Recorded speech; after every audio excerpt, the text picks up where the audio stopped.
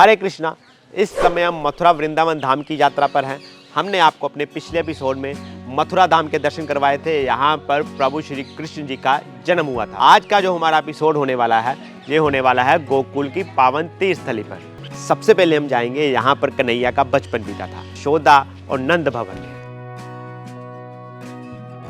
इस समय हम हैं गोकुल की छोटी छोटी प्यारी प्यारी गलियों में। अभी हम जा रहे हैं कन्हैया जी के सबसे पहले घर में। तो अभी हम नंद भवन में पहुंच चुके हैं। यहाँ पर हमारे पीछे आप देख रहे हैं 84 खंबा मंदिर है। ये वो स्थली है यहाँ पर नंद बाबा भगवान श्री कृष्ण को मथुरा में जब उनका जन्म हुआ था, यहाँ पर लेकर आए थे। इस ब्रजभूमि के अंदर में देखने के लिए तो 5,500 मंदिर है जी, पर श्री कृष्ण के समय की 4 चीज आपको मिलेंगी जी, जिसके लिए प्रमाण की जरूरत नहीं है। फर्स्ट तो ब्रज की भूमि है जी। जो मथुरा, वृंदावन, गोवर्धन, नंदगांव, बरसाना। सेकंड गोवर्धन पहाड़ आया जी, थर्ड आई यमुना नदी जी, और चौथा ये आप देख रहे हैं, ये भगवान श्री कृष्ण का घर है। इस घर में ये खंबे और ये अंदर वाली छत, जी। ये 5,281 वर्ष पुरानी कारीगरी बताई जाती है। 5,281 वर्ष पुरानी कारीगरी। इनका निर्माण स्वयं विश्वकर्मा जी ने एक रात्रि में किया है। आप काउंट करेंगे तो 84 नहीं होंगे। ठीक है, वैसे कितने हैं? काउंट करेंगे तो कितने होते हैं जी? कभी 81 हो जाते हैं, कभी 80 हो जाते हैं, कभी 75 हो जाते हैं। आगे पीछे होता रहता है जी, पर आप 84 काउंट नहीं कर पाएंगे, ये चमत्कार है। तो यहाँ भगवान ने लूट लूट के माखन खाया है घर में। आप खंभों को टच करेंगे तो सारे खंभे यहाँ आपको चिकने मिलेंगे जी, ये अंदर से। जी, जी, जी। यहाँ भगवान ने जो लूट के माखन खाया है ना भैया, वो इन्हीं खंभों से पहुंचा है। यहाँ हर खंभा आपको अलग अलग डिजाइन में मिलेगा, सेम नहीं है। क्यों? क्योंकि 84 लाख योनियां विभिन्न है। पहला खंभा है सतयुग। सतयुग। इसमें प्रमाण क्या है? समुद्र मंथन हुआ ना, अमृत का कलश जो निकला, इस पर एक ही निशान है, कलश। जी, जी, जी, जी, जी। ये कलश की तरह। शेषनाग का मुख है और ये शेषनाग की रस्सी है जिसको समुद्र मंथन हुआ। ये विंध्याचल पर्वत। उसके बाद आया है त्रेता युग जिसमें भगवान राम सूर्यवंशी, तो यहाँ ये सूर्य का चिन्ह है। ये वाला निशान उस खंभे पे नहीं है। आप चारों तरफ कहीं घूमो। क्यों? क्योंकि सतयुग के बाद आया है त्रेता जिसमें कलश नीचे आ गया, सूर्य ऊपर आ गया। तीसरा अवतार हुआ है भगवान श्री कृष्ण का जिसको द्वापर युग बोला जाता है। तो ये गोल चंद्रमा का निशान है, ये वाला निशान नहीं है उसमें। बाकी सारे निशान आपको दिखेंगे पर चंद्रमा का नहीं। चंद्रमा का नहीं। और वो है कलयुग। ये सामने जो, इसमें कोई चिन्ह नहीं है, कोई निशान नहीं है। यहाँ का मेन दर्शन है। लेफ्ट में नंद बाबा, राइट में मैया यशोदा, मिडिल में बलराम जी हैं। 7 फन का शेषनाग है, सोने का मुकुट, सोने का कंठा और औरंगजेब का दिया हुआ हीरा का कड़ी। इसको गौकुल बोला जाता है, गौओं का कुल। जी, अच्छा, गौओं का कुल इसलिए गौकुल। इन्हीं गायों को भगवान ने पाला, तो भगवान का नाम तो श्री कृष्ण था। गोपाल कैसे हो गया? जी, यही गौओं को पालने की वजह से गोपाल नाम हो गया। अभी आपने देखा भगवान श्री कृष्ण जी का घर, यहाँ पर उनका बचपन बीता था। अभी हम यहाँ से इसके बाद 1 किलोमीटर की दूरी पर है रमन रेती। यहाँ पर कन्हैया अपने सखाओं के साथ मिट्टी में खेलते थे। तो अभी हम रमन रेती पहुँच चुके हैं। गाड़ी हमने पार्किंग में लगा दी है। 20 रुपये चार्जेज है पार्किंग का। रमन रेती के बिल्कुल सामने ही यहाँ पर डियर पार्क है। तो मेरे पीछे आप देख सकते हैं, यहाँ पर हजारों हिरण आपको दिख रहे हैं, झुंड में हैं। बहुत ही एक रम्य दृश्य है यहाँ गोकुल का। आप यहाँ पर जो हिरण है उनके लिए जो खाना है वो भी मिल जाता है, वो भी आप दे सकते हैं। तो अभी हम रमन रेती पहुँच चुके हैं। तो यहाँ पर भगवान की जो बाल लीलाएं हैं बचपन की, उसके बारे में जानें। ये रमन रेती धाम है गोकुल और महावन के बीच में। रमन रेती का मतलब है रमण करना, जिसमें हम रमणते हैं, लोटपोट होते हैं। यहाँ पे भगवान कृष्ण ने अपनी बाल गोपाल लीला, जैसे घुटमन घुटमन चलते हैं, रेती में लोटपोट होते हैं, ये सब लीलाएं की हैं। तो अभी हम रमन रेती पहुँच चुके हैं। यहाँ पर बाल कन्हैया अपने सखाओं के साथ इस मिट्टी में खेलते थे और यहाँ का जो वातावरण है वो इतना आनंदित है। यहाँ पर जो श्रद्धालु है भगवान कृष्ण के, उनके याद में वो आज भी इस मिट्टी में लौटते हैं। मेरे पीछे आप देख सकते हैं, इतना ज़्यादा यहाँ पर जो माहौल बना हुआ है बहुत ही बढ़िया। मैं इसको शब्दों में भी बयान नहीं कर सकता। मैं खुद भी इस माहौल में गदगद हो चुका हूँ। आप यहाँ पर आकर ही इस माहौल का जो है वो अनुभव कर सकते हैं।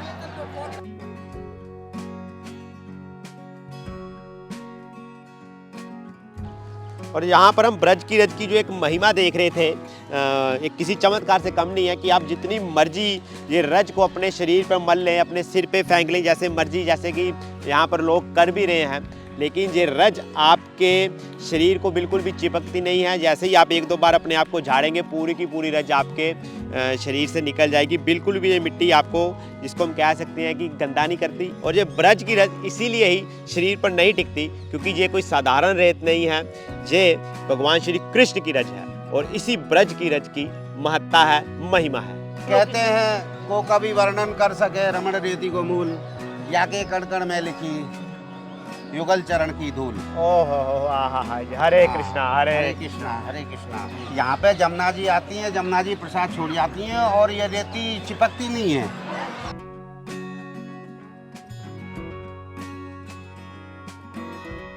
रमन रेती में ब्रज की रज की भी महिमा है और यहीं पर बिहारी जी को रमन बिहारी कहा जाता है और यहाँ पर रमन बिहारी जी का मंदिर भी है। तो ये स्थान रमन रेती के नाम से भी प्रसिद्ध है और रमन बिहारी मंदिर के नाम से भी प्रसिद्ध है। रमण बिहारी का मतलब रेती में रमण करना। छोटे बच्चे जैसे लोटपोट होते हैं घर के आंगन में, घर के बाहर।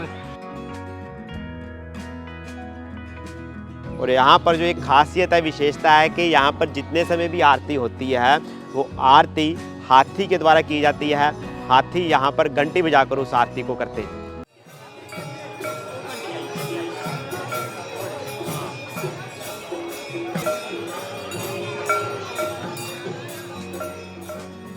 तो यहाँ रमन रेती में ही संतों के लिए कुटिया भी बनाई गई हैं। यहाँ पर वो रहते हैं और जो श्री रमन बिहारी मंदिर जी की सेवा करते हैं। यहाँ पर लगभग 500 के करीब कुटियाँ हैं और देख सकते हैं आप ऊपर ऐसे बहुत ही सुंदर, बहुत ही ये बैम्बू स्टिक्स की बनी हुई है। महर्षि विश्वामित्र, ऋषि श्रृंगी, जो पुरातन समय में जिस तरह से कुटियाँ होती थी उस तरह से यहाँ पर आपको देखने को मिल जाएंगी। तो ये कुटिया इतनी सुंदर इसलिए भी यहाँ पर लगती है कि इनका जो निर्माण किया गया है वो एक क्रमबद्ध में किया गया है कि आप देख सकते हैं कि कम से कम 20 कुटियां एक ही लाइन में आपको दिख रही हैं। यहाँ रमन बिहारी जी के दर्शन जब आप करेंगे तो अंदर थोड़ी देर बैठना मत भूलिएगा। जो यहाँ पर हर समय भजन चलते रहते हैं, कृष्ण भक्त हैं वो झूमते हैं यहाँ पर, और जो वो दृश्य है पूरा अलौकिकता से भरा होता है।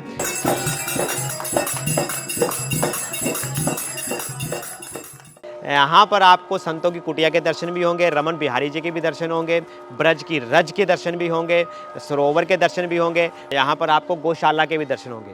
तो लगभग यहाँ पर आपको जो मथुरा वृंदावन धाम के सारे रस यहाँ पर आपको रमन रेती में देखने को मिल जाएंगे। तो मेरे पीछे आप देख रहे हैं कृष्ण द्वार, नंद चौक है ये कृष्ण द्वार है और इसके नीचे यहाँ पर एक खास तरह का पराठा मिलता है। अभी उसको खाने के लिए हम जाएंगे। ये मलाई पराठा है, ये मिक्स आटे का बनता है। गेहूँ, हाँ, मिक्स आटे का, 4 आटे मिक्स होते हैं इसके अंदर। 4 आटे? हाँ जी। कौन कौन से? इसमें गेहूं का, चने का, जौ का और मक्के का। गेहूं, चना, जौ और मक्का 4 आटे मिक्स होती हैं। इसका आटा दूध और दही से लगता है, इसलिए हम इसको मलाई पराठा बोलते हैं। और पूर्ण बात ये, इसके स्वाद में आपको मिक्स वेज भाजी जो 14 तरह की सब्जी से बनती है वो भाजी आपको मिलेगी इसके खाने के लिए। परोठा कम दिख रहा है, ऊपर घी ज्यादा दिख रहा है। अभी घी में फ्राई होता है, ये फ्राई नहीं हो रहा है, घी में नहा रहा है। तो इतना बड़ा क्यों डालते हो? मतलब इससे भी बड़ा है ये? ओनली केवल वेट के हिसाब से मिलता है, ये वेट के हिसाब से मिलता है। हाँ जी। अच्छा। ये 400 रुपीज kg है। और इसमें मेन बात क्या है कि जो हम इसमें जौ का आटा डालते हैं ना जी, वो कभी भी ऑयल नहीं पीता है। तो अभी हमारा मलाई पराठा बनकर आ चुका है, साथ में इन्होंने 14 सब्जियों की भाजी दी है। ओहो, जो दूध और दही का आटा गूथा ना उसकी वजह से जैसे मैंने इसको तोड़ा तो बिल्कुल सॉफ्ट। अजवाइन इसमें ऊपर ही दिख रही है, तो पहले इसको अकेले खा के देखते हैं। एक ही शब्द बोलूँगा, गजब। हाँ। सब्जी मैं इसको थोड़ी देर साइड पे कर देता हूँ। अभी क्या पराठा है, 14 सब्जियों की भाजी है, इसके ऊपर चटनी डाली है हरी और साथ में इन्होंने नींबू डाला है। इसको भी पहले अकेले खा के देखते हैं। सब्जियां जो मेरे को दिख रही है, गाजर दिख रही है, गोभी दिख रही है, मटर दिख रही है, काले चने दिख रहे हैं। जितना पराठा कमाल है उतनी ही सब्जी कमाल है। यह गजब था, बहुत आनंद। और दोनों चीज़ों का सब्जी बहुत टेस्टी है। इस पराठे का जो रेट है यहाँ पर वेट के हिसाब से दिया जाता है। आपने सुना होगा भैया से 400 रुपये किलो। तो एक बंदे के लिए 100-150 ग्राम इनफ होता है, बहुत बढ़िया। और साथ में हमने अपने लिए यहाँ पर मीठी लस्सी मंगवाई है। और आप गोकुल कान्हा की नगरी में यहाँ पर लस्सी जो मिलती है मलाई वाली नहीं मिलती, माखन डाल के मिलती है। इसके बाद जो यहाँ पर अगला मुख्य तीर्थ स्थल के दर्शन हम आपको करवाएंगे वो है ब्रह्मांड कुंड। तो चलिए अब चलते हैं और जानते हैं वहाँ पर कन्हैया ने अपने जीवन की कौन सी लीला की थी।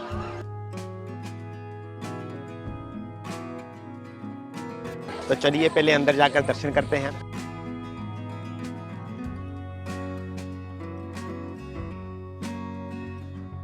नंद बाबा के यहाँ 9 लाख गाय था। 9 लाख गाय पूरा 84 कोस में चढ़ता था। तो भगवान गाय के पीछे नहीं जाते, यहीं बैठ करके वेणुनाथ धुन जो निकलती है बंसी बजा करके सभी गाय रूपी देवताओं को यहाँ इकट्ठा करते थे। जी, कौन सी धुन बताई आपने बंसी की? वेणुनाथ। वेणुनाथ। वेणु ये कदम का पेड़ है, ये अब आगे वाला वो सामने में जो आप देख रहे हैं, ये कदम का पेड़ है जी। ठीक है। इसको बोलते हैं टेर कदम। टेर बोलते हैं बुलाने को, हिंदी में अपन टेर बोलते हैं, ब्रज भाषा में बुलाने के लिए जी। तो भगवान यहाँ सभी गायों को बुला करके यहीं बैठ करके उपदेश देते थे। ठीक। यहीं भगवान खेल खेल में मिट्टी खा के माँ यशोदा को विश्व ब्रह्मांड का यहाँ दर्शन कराई है। घाट का नाम ब्रह्मांड घाट पड़ा है, ठाकुर जी का नाम ब्रह्मांड बिहारी पड़ा है। अच्छा जी, माटी जो मतलब ये गोकुल की माटी है, किस जगह की है? ये यमुना जी से निकलवा के रखा जाता है, मोहन माटी है। मोहन माटी जी। घर के लिए मंदिर से मिलता है, खाने के लिए इधर से मिलता है। तो ये जमुना जी का प्रसाद अभी हम खाते हैं इसको। ये मोहन माटी है, भगवान खाए हैं। पहली बार ये ऐसा प्रसाद खा रहे हैं कि ब्रज रज है, माटी भगवान मिल रही है, ब्रज की रज है। हाँ। बिल्कुल। कहीं माखन मिश्री का प्रसाद मिलता है, कहीं मेवा का प्रसाद मिलता है। ब्रह्मांड घाट पे आज भी मोहन माटी का ही प्रसाद मिलता है। अच्छा, ब्रज की रज इसी का महत्व है। यही महत्व है। इधर आने से रमण रेत लौट्यो नहीं, कियो न यमुना पान, रहो मन के जाने नहीं, ब्रज को तत्मान। ब्रज में आने से यमुना जी का पान करने का, रमण रेती में लेट लगाने का, ब्रह्मांड घाट में रज खाने का बहुत बड़ा महत्व। तो हमने अपने घर के लिए मोहन माटी का प्रसाद भी ले लिया। तो अभी बिहारी जी के ब्रह्मांड घाट के दर्शन करने के बाद अब हम यहाँ पर जाएंगे चिंताहरण महादेव मंदिर में। अभी हम गोकुल तीर्थ स्थली के एक और मुख्य तीर्थ स्थल पर पहुँच चुके हैं, जिसे कि चिंताहरण महादेव कहते हैं। जो हमने ब्रह्मांड घाट के दर्शन किए थे, वहाँ से चिंताहरण महादेव की दूरी 1.5 किलोमीटर है। महादेव के इस मंदिर का जो इतिहास है वो कुछ इस तरह से है कि जब कन्हैया ने मिट्टी खा ली थी, तो उसके बाद जब उन्होंने माँ यशोदा को अपना मुख खोल के दिखाया, तो जब माँ यशोदा को अंदर पूरे ब्रह्मांड के दर्शन हुए तो उन्हें अपने कन्हैया की चिंता होने लगी। माँ यशोदा अपनी चिंताएं लेकर जब महादेव जी की तपोभूमि में आई, तो महादेव जी ने कन्हैया की लीलाओं के बारे में बखान करके यशोदा मैया की सारी चिंताएं दूर कर दी। और तब से इस जगह को चिंताहरण महादेव के नाम से जाना जाता है। एक ही शिवलिंग में 1108 शिवलिंग बना है जी। कितना? 1008 शिवलिंग। 1108। एक को जल चढ़ाने से 1108 शिवलिंग को जल चढ़ता है।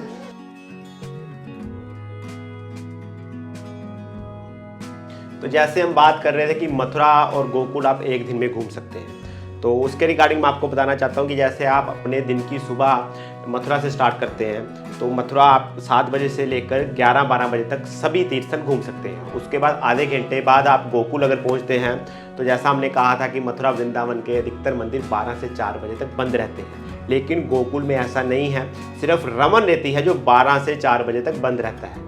तो इसलिए आप अगर यहाँ पर 1 बजे भी पहुँचते हैं, तो पहले आप ब्रह्मांड कुंड के दर्शन कर लीजिए, वो भी खुला रहता है सारा दिन। फिर चिंताहरण महादेव है, वो भी खुले रहते हैं सारा दिन। फिर नंदगांव है, वो भी सुबह 7 से लेकर 7:30 बजे शाम तक खुले रहते हैं। सिर्फ दिन में 10 मिनट के लिए जब प्रभु को भोग लगता है, तब उस समय ये मंदिर बंद होता है। तो इस तरह से आप गोकुल में अगर आते हैं, दिन में दोपहर में पहुंचते हैं, तो आप सभी मंदिरों के दर्शन कर सकते हैं। तो अंत में आप अपने गोकुल के तीर्थ स्थलों के दर्शन का समापन कर सकते हैं रमन रेती से, जो 12 से 4 बजे बंद रहता है और फिर 4 बजे के बाद खुला रहता है।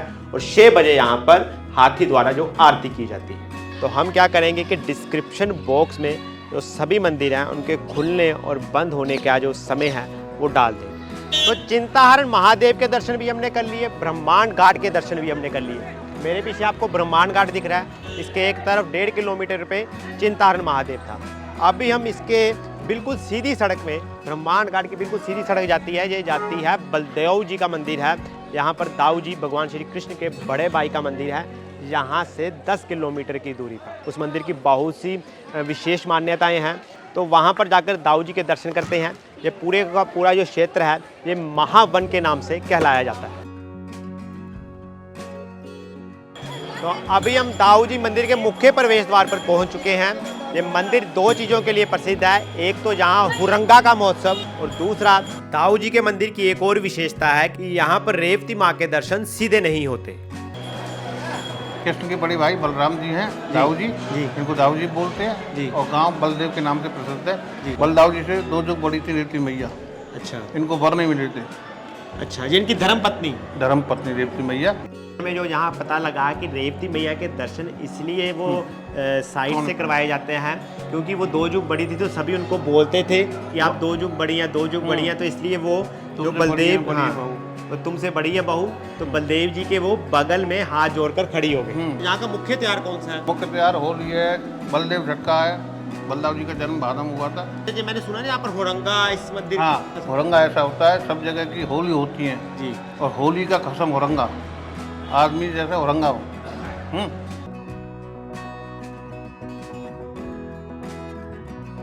तो अभी हम रसखान जी की समाधि स्थल पर पहुंच चुके हैं। रमन रेती से इसकी दूरी मात्र 350 मीटर है। रसखान जी का जो जन्म है 1533 ईस्वी में जब हुमायूं राज करता था तब हुआ था, लेकिन बाद में आगे जाकर वो कृष्ण भक्त बने और कृष्ण की भक्ति में ही उन्होंने लगभग 66 दोहे लिख दिए।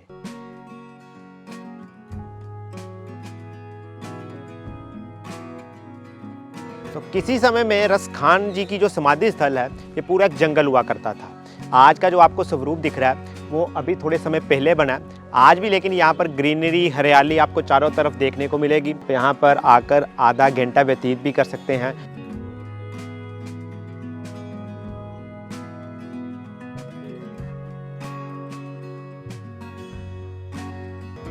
गोकुल आप किसी भी माध्यम से आ सकते हैं। अगर आपके पास अपना निजी वाहन है तो यहाँ हर मंदिर के बाहर आपको वाहन की पार्किंग की सुविधा भी उपलब्ध है। तो आप मथुरा जन्मभूमि या मथुरा जंक्शन दोनों जगह से आपको ऑटो मिल जाते हैं। अगर तो आप सिर्फ गोकुल तक पहुँचना चाहते हैं तो वो पर सवारी आपसे लेते हैं 50 रुपये का शुल्क। लेकिन अगर आप मथुरा से गोकुल आकर घूमना भी चाहते हैं तो वो आपसे 700 से 800 रुपये में पूरे का पूरा ऑटो बुक हो जाता है। और इस तरीके से जो अधिकतर यात्री है और मथुरा और गोकुल की यात्रा एक दिन में ही कंप्लीट कर लेते हैं। तो यह थी गोकुल धाम की संपूर्ण जानकारी। राधे राधे, हरे कृष्णा।